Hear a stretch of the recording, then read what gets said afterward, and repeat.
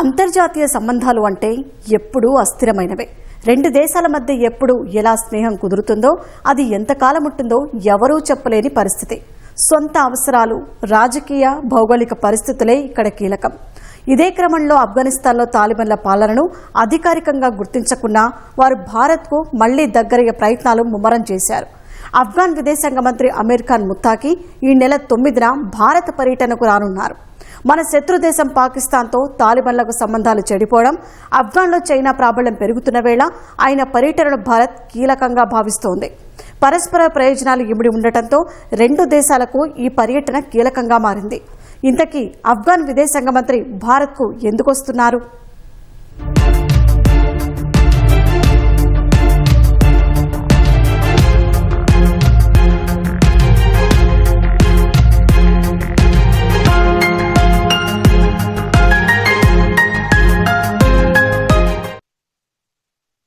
తాలిబన్ల ఏలుబడిలోని ఆఫ్ఘనిస్తాన్ ప్రపంచంలో ఇప్పుడు ఏకాకి. వారు అధికారంలోకొచ్చినప్పటి నుంచి ప్రపంచంలోని అనేక దేశాలు ఆ దేశంతో సంబంధాలు తెంచుకున్నాయి. భారత్ వారి ప్రభుత్వాన్ని అధికారికంగా గుర్తించకున్నా దౌత్య సంబంధాలు మాత్రం పూర్తి స్థాయిలో ఆపలేదు. అయితే ఇటీవల సంభవించిన పరిణామాలతో రెండు దేశాల బంధంలో మార్పు వస్తోంది. ఆఫ్ఘాన్ విదేశాంగ మంత్రి అమీర్ ఖాన్ ముత్తాకీతో భారత్ ఇప్పటికే 2 సార్లు మాట్లాడగా చర్చల కోసం ఈ నెల 9న ఆయనే మన దేశానికి రానున్నారు. వాస్తవానికి గత నెలలోనే ముత్తాకి భారత పర్యటనకు రావాల్సి ఉన్న ఐక్యరాజ్య సమితి భద్రతా మండలి ఆంక్షల కమిటీ అభ్యంతరాలతో వీలు కాలేదు. తాజాగా అనుమతి లభించటంతో ఆయన పర్యటనకు మార్గం సుగమమైంది. 4 ఏళ్లుగా తాలిబాన్ ప్రభుత్వాన్ని అధికారికంగా గుర్తించకున్నా వారు భారత్తో సంబంధాలను పునరుద్ధరించుకోవడానికి కారణాలున్నాయి. వారికి కొన్ని అవసరాలు ఉన్నాయి. భారత్ కూడా ఆఫ్ఘన్ నుంచి కొన్ని ప్రయోజనాలను ఆశిస్తోంది. అందుకే రెండు దేశాల మధ్య సంబంధాలు పెరుగుతున్నాయి.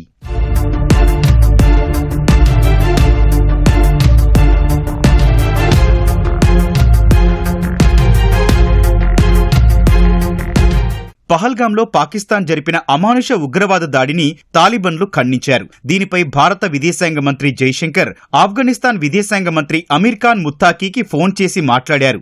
ఉగ్రదాడిని తాలిబన్లు ఖండించటాన్ని స్వాగతించారు. అంతకుముందు ఈ ఏడాది జనవరిలో విదేశాంగ శాఖ కార్యదర్శి విక్రమ్ మిస్త్రీ దుబాయ్ పర్యటన సందర్భంగా ముత్తాకీతో భేటీ అయ్యారు. 1996 తర్వాత ఆఫ్ఘనిస్తాన్తో భారత్ చర్చలు జరపడం ఇదే తొలిసారి. వాస్తవానికి 2021లో ఆఫ్ఘాన్లో అమెరికా పాలన ముగిసి ఉగ్ర ముద్ర కలిగిన తాలిబన్లు అధికారం చేపట్టిన తర్వాత భారత్ వ్యూహాత్మకంగా వ్యవహరించింది. ఆఫ్ఘాన్లోని పరిస్థితులు గమనిస్తూనే గుంభనంగా వ్యవహరించింది. తాలిబన్లకు మద్దతు తెలపలేదు, అలా అని వ్యతిరేకించలేదు కూడా. అధికారికంగా ఆఫ్ఘాన్ను గుర్తించకపోయినా తాలిబాన్ నాయకత్వంతో సంబంధాలను కొనసాగించింది. 2 దశాబ్దాలుగా ఆ దేశానికి అందిస్తోన్న మానవతా సాయాన్ని ఆపలేదు. తాలిబన్లు అధికారంలోకి వచ్చినప్పటి నుంచి ఇప్పటి వరకు ఆ దేశానికి 50,000 మెట్రిక్ టన్నుల గోధుమలు పంపింది.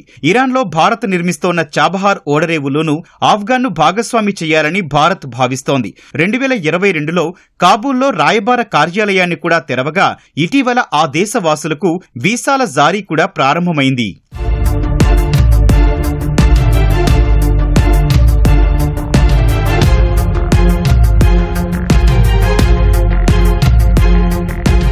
తాలిబన్లు తమ దగ్గరకొస్తే భారత్ ఆహ్వానించడానికి కారణం పహల్గాం ఉగ్రవాద దాడిని వారు ఖండించడమే కాదు, మన శత్రుదేశం పాకిస్తాన్తో వారికి విభేదాలు కొనసాగుతూ ఉండడమే. పాక్ ఆఫ్ఘాన్ మధ్య సరిహద్దుగా ఉన్న డ్యూరాండ్ రేఖపై తాలిబాన్ పాలకులకు అభ్యంతరాలు ఉన్నాయి. సరిహద్దు వెంట పాక్ కంచె నిర్మించడం, సైనిక నిర్మాణాలు చేపట్టడంపై తాలిబన్లు అసహనంగా ఉన్నారు. పైగా ఆఫ్ఘాన్లో తాలిబన్లు అధికారంలోకి వచ్చినప్పటి నుంచి పాకిస్తాన్లోని బలూచిస్తాన్, ఖైబర్ పంఖ్తుంఖ్వాలో ఉగ్రవాద దాడులు పెరిగిపోయాయి. తెహ్రీకే తాలిబాన్ పాకిస్తాన్ ఉగ్ర సంస్థ ఈ దాడులు జరుపుతోంది. ఈ సంస్థకు తాలిబన్ల మద్దతు ఉందని పాక్ భావిస్తోంది. ఇదే సమయంలో ఆపరేషన్ సింధూర్ తర్వాత తాలిబన్లు తమకు విధేయులుగా ఉండకుండా భారత్తో సన్నిహితంగా ఉండడం, మాట వినకపోవడం పాక్కు కంటగింపుగా మారింది. ఇలా ఈ పరిణామాలతో పాక్కు తాలిబన్లకు మధ్య దూరం పెరిగింది. వీటిని ఉపయోగించుకుంటూ పాకిస్తాన్ను దెబ్బకొట్టేలా భారత్ తాలిబన్లతో శత్రువుకు శత్రువు మనకు మిత్రుడు అన్నట్లు వ్యవహరిస్తోంది. ఆఫ్ఘాన్ విదేశాంగ మంత్రి భారత్లో పర్యటన చేపట్టడం ఈ కోవలోనిదే.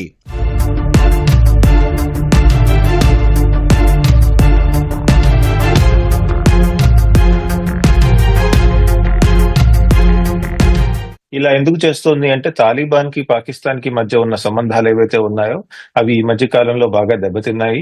అంతేకాదు తాలిబాన్ ఆఫ్ఘనిస్తాన్ సేనలు తాలిబాన్ లో ఉన్నటువంటి ఆఫ్ఘనిస్తాన్ సేనలు అలానే పాకిస్తాన్ సేనలతో యుద్ధం అప్పుడప్పుడు తలపట్టడం జరిగింది. రెండు వైపులా ప్రాణహాని లేదా ప్రాణ నష్టం జరగటం జరిగింది. కాబట్టి పాకిస్తాన్ ని పూర్తిగా నమ్మలేము అని తాలిబాన్ లో ఒక కొత్త ఆలోచన విధానం వచ్చినట్టు కనబడుతోంది. కాబట్టి తాలిబాన్ వివిధ దేశాలతో సత్సంబంధాలు ఏర్పరచుకునే విధంగా అడుగులకు ముందు వేస్తోంది. ఇదే దిశగా భారత్ ని కూడా ఒక మిత్రుడిగా చూసి సంబంధాలు మెరుగుపరిచే విధంగా అడుగులు ముందుకేస్తోందా తాలిబాన్ అని చాలా మంది చెప్పడం జరుగుతోంది. తాలిబన్లతో సంబంధాలను ఆహ్వానించడానికి మరో కారణం చైనా. ఆఫ్ఘాన్లో అమెరికా సేనలు వైదొలిగి తాలిబన్లు అధికారం చేపట్టిన తర్వాత అక్కడ చైనా క్రియాశీలకంగా వ్యవహరిస్తోంది. ముఖ్యంగా ఆఫ్ఘాన్లోని అరుదైన ఖనిజాలపై చైనా కన్నేసింది. అందుకే తాలిబన్లను తరచూ తమ దేశానికి ఆహ్వానిస్తూ చర్చలు జరుపుతోంది. సిపెక్ ప్రాజెక్టులో ఆఫ్ఘాన్ను భాగస్వామిని చేయాలని చైనా భావిస్తోంది. ఆఫ్ఘాన్లో చైనా ఉనికి పెరిగితే మధ్య ఆసియాలో తన ప్రాబల్యం తగ్గుతుందని భారత్ ఆందోళన. అక్కడి వాణిజ్య మార్కెట్లలో ప్రవేశించాలంటే భారత్కు తాలిబన్లు అవసరం. ఇలా బహుముఖ ప్రయోజనాలను ఆశించిన తాలిబన్ల విషయంలో వ్యూహాత్మకంగా అడుగులు వేస్తోంది. ఇన్నాళ్లుగా కాస్త దూరం పెట్టినా వారు వస్తే ఆహ్వానిస్తోంది. ఆఫ్ఘాన్తో సంబంధాలను పునరుద్ధరించుకునే ప్రయత్నాలు చేస్తోంది. ఇది మొట్టమొదటిసారి కాదు. తాలిబాన్ మినిస్టర్స్ తో కానివ్వండి లేదా వాళ్ళ రిప్రజెంటేటివ్స్ తో కానివ్వండి ఇంతకు ముందు నుంచి భారత్ అధికారులు చాలా సార్లు కలవటం జరిగింది. అంతేకాదు ఒక జాయింట్ సెక్రటరీ నాయకత్వంలో భారత్ నుంచి ఇంతకుముందు ఒక డెలిగేషన్ తాలిబాన్ గవర్న్ చేస్తున్నటువంటి కాబుల్లో పర్యటించడం జరిగింది. అక్కడ నాయకులతో చర్చించడం జరిగింది. భారత్ కిను తర్వాత ఆఫ్ఘనిస్తాన్ లో ఉన్నటువంటి తాలిబాన్ కి అంత సత్సంబంధాలు లేవు.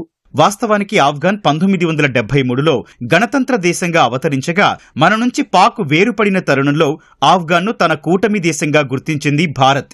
ఈ బంధం 1996 వరకు కొనసాగింది. అప్పుడే ఆఫ్ఘాన్లో చోటు చేసుకున్న అంతర్యుద్ధంలో పాకిస్తాన్ సాయంతో తాలిబన్లు విజయం సాధించారు. తీవ్రవాద ఎజెండా అమలు చేస్తూ మానవ హక్కుల ఉల్లంఘనకు పాల్పడ్డారు. తాలిబన్లు ఏర్పాటు చేసిన ఈ ప్రభుత్వాన్ని భారత్ గుర్తించలేదు. దీంతో ఇరు దేశాల మధ్య విభేదాలు ఆరంభమయ్యాయి. అయితే ఆ దేశానికి సాయాన్ని మాత్రం ఆపలేదు. 2001-2021 మధ్య ఆ దేశంలో భారత్ $300 కోట్ల పెట్టుబడి పెట్టింది. ఎన్నో ఆసుపత్రులు, రహదారులు నిర్మించింది. ప్రస్తుతం కాబూల్ నదిపై నిర్మిస్తున్న షహతూత్ ప్రాజెక్టుకు కూడా భారత్ నిధులు అందిస్తోంది. ఇది పూర్తయితే 4000 హెక్టార్ల వ్యవసాయ భూమికి 20 లక్షల మందికి తాగునీరు అందనుంది. ఇలా సాయం కొనసాగించడం, ప్రజాస్వామ్య ప్రభుత్వాలు ఉన్నప్పుడు దౌత్య సంబంధాలు కొనసాగించడం చేస్తూ వచ్చింది. ఓవరాల్ గా కనుక తాలిబాన్ వాళ్ళ సంకుచిత మనస్తత్వం మానేసుకుని పెద్ద ఎత్తున సమాజంలో వాళ్ళు అవలంబిస్తున్న మహిళల పట్ల వాళ్ళు అనుసరిస్తున్న రీతి కనుక కొద్దిగా మార్చుకున్న చాలా మంది దేశాలు తాలిబాన్ ని గుర్తించడాన్ని ఒక ప్రభుత్వంగా గుర్తించే అవకాశాలు చాలా ఎక్కువగా ఉన్నాయి. భారత్ చేస్తుందా లేదా అన్నది మనం వేచి చూడాలి. భారత్ వ్యూహాత్మక ప్రయోజనాలను ఆశిస్తోన్న వేళ మన దేశ పర్యటనకొస్తోన్న తాలిబాన్ విదేశాంగ మంత్రి అమీర్ ఖాన్ ముత్తాకి ఎవరెవరితో చర్చలు జరుపుతారు అన్నది ఇంకా అధికారికంగా ఖరారు కాలేదు. అయితే ఏ అంశాలు ప్రస్తావనకొస్తాయి అన్న అంశంపై మాత్రం పలు ఊహాగానాలొస్తున్నాయి. ముఖ్యంగా చాబహార్ పోర్టులో ఆ దేశానికి భాగస్వామ్యం కల్పించే అంశం ప్రస్తావనకొచ్చే అవకాశం ఉంది. ఆఫ్ఘాన్లో అభివృద్ధికి సాయం అంశం కూడా చర్చకొచ్చే సూచనలున్నాయి. అంతర్జాతీయ ఆంక్షల నేపథ్యంలో ఆఫ్ఘనిస్తాన్ నిత్యావసర మందులు, వ్యవసాయ ఉత్పత్తుల కొరత ఎదుర్కొంటోంది. దీనిపై భారత్ను ముత్తాకి అభ్యర్థించే అవకాశం ఉంది. తమ దేశంలోని బాగ్రామ్ వైమానిక స్థావరాన్ని ఇవ్వాలని అమెరికా అధ్యక్షుడు డొనాల్డ్ ట్రంప్ డిమాండ్ చేస్తున్న నేపథ్యంలో ఆఫ్ఘాన్ మంత్రి ఈ అంశాన్ని కూడా భారత్ వద్ద ప్రస్తావించే సూచనలున్నాయి.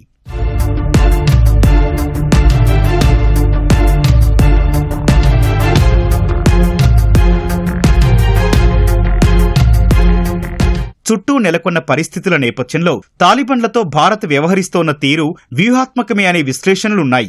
ఉగ్రముద్ర కలిగిన వారితో వ్యవహారం కాస్త సున్నితమే అయినా భారత్ కూడా ఆచితూచి వ్యవహరిస్తోంది. తన ప్రయోజనాలను కాపాడుకోవడం కోసం తాలిబన్లతో ఎంత ఉండాలో అంతే ఉండాలి అన్నట్లు అడుగులు వేస్తోంది. మరి ఈ ప్రయత్నాలు ఫలించి ప్రయోజనాలు నెరవేరితే భారత్కు అది సంతోషమే.